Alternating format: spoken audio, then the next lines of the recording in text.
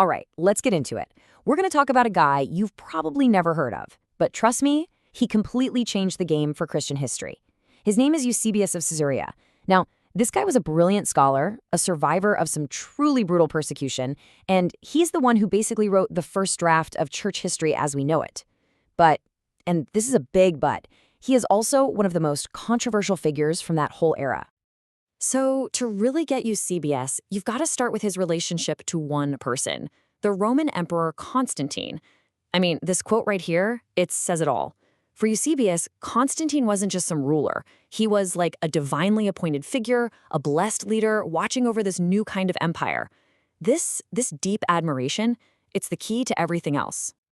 And that brings us right to the heart of the matter, the big question we're tackling in this explainer. Was this guy just a spineless suck-up?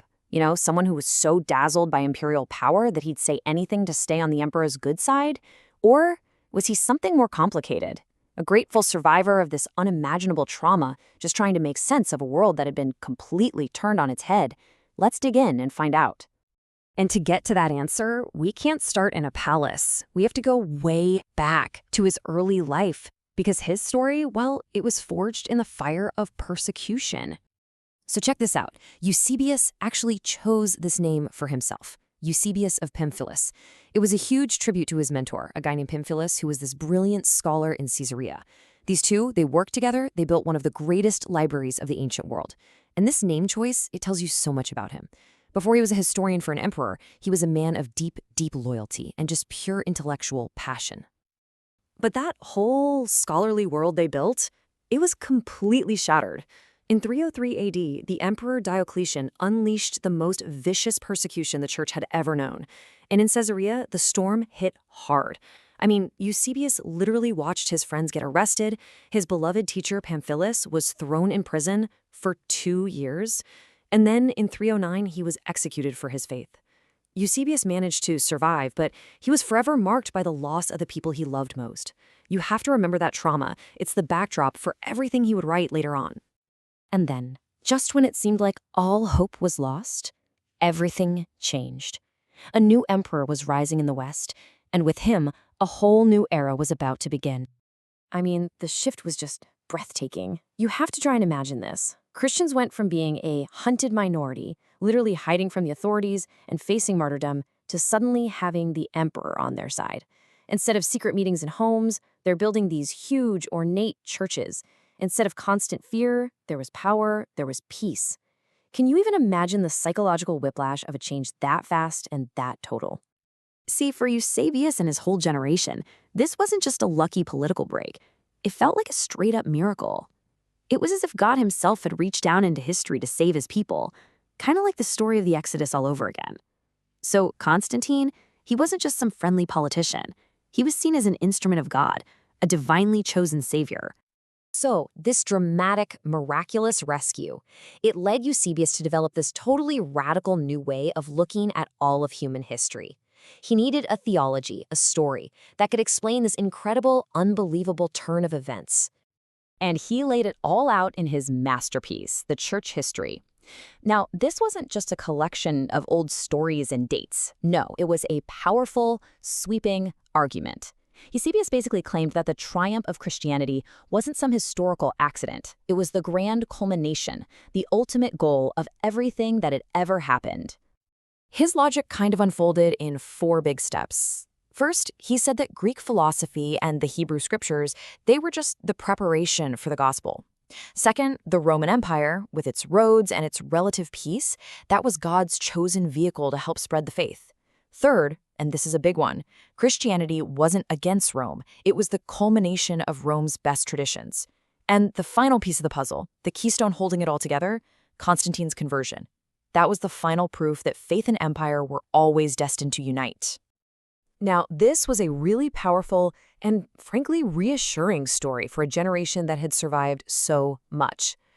But this new alliance, this marriage between the church and the empire, it came with a very high and often overlooked price. The peace was real, don't get me wrong, the safety was real, but this new official theology, as some call it, began to quietly reshape some of the most fundamental beliefs of the early church. And there are 3 changes in particular that really stand out. Okay, so first, the whole attitude toward wealth got completely flipped on its head. The early church had always taught that the gospel was good news for the poor, and that being rich was actually a spiritual danger. But now, with an emperor as your patron, all of a sudden wealth, riches, and imperial pomp were being reinterpreted as signs of God's blessing and favor, a total 180. Second, the very structure of the church itself started to change. Eusebius wrote with such joy about the beautiful new churches being built. But the end result was a church that started to look a lot like the empire it was now a part of. It developed what you could call a clerical aristocracy, a hierarchy of bishops and clergy that mirrored the empire's officials, which kind of distanced them from the everyday people. And then, maybe the most profound change of all was how the very nature of Christian hope was transformed. See, early Christians lived in this eager expectation that God's kingdom was going to break into this world right now to bring justice and peace.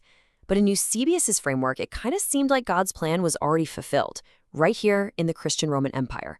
So that hope, it was no longer about transforming the world. It became a personal, spiritual hope for just going to heaven after you die. Okay, so let's bring this all together and circle back to our big question about the man at the center of this whole transformation. So, was Eusebius a spineless flatterer? It's just too simple of an accusation. The reality is way more complex. He wasn't some courtier trying to climb the social ladder. He was a survivor. He was deeply, profoundly grateful that the nightmare was finally over.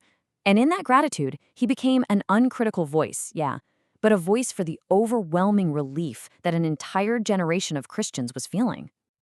One historian put it perfectly. They wrote that Eusebius wasn't the creator of this official theology, but he was the mouthpiece of the thousands of Christians who were overawed by God's mercy. He didn't invent this new way of thinking. He just had the skill and the platform to articulate what an entire generation was feeling after being delivered from hell. So, in the end, that's really who Eusebius was. He was the articulate, eloquent voice for a church that was just completely overwhelmed by its sudden, miraculous journey from persecution to power, from the catacombs to the palace. And his story leaves us with this really critical question that echoes down through history, and not just for religion, but for any movement, any cause that finally achieves power. When a cause wins, when it goes from being the outsider to the insider, what is inevitably lost in the process?